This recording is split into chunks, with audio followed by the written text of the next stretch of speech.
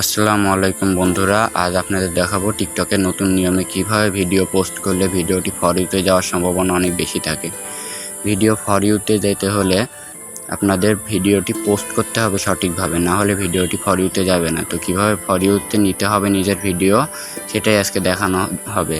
চলুন ভিডিওটি শুরু করা যাক।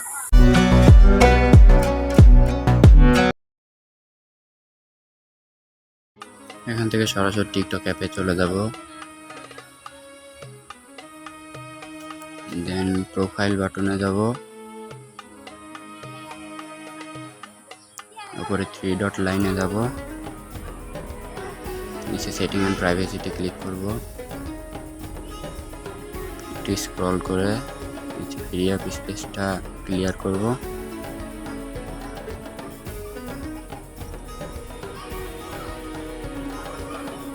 ব্যাক করব, দেন এখানে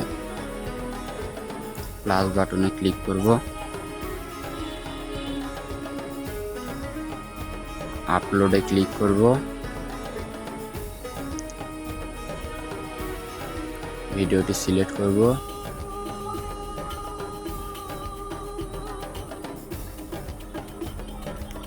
এবার নেক্সট বাটনে ক্লিক করব, দেন ভিডিওটির ক্যাপশন লিখব,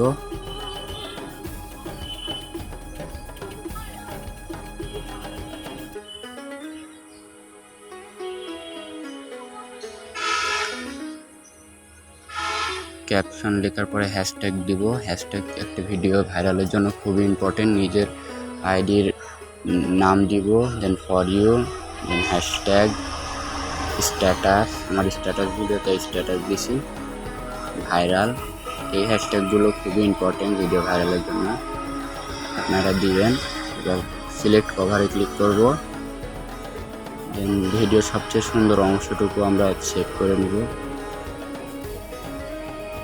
লোকেশন দিয়ে দিব,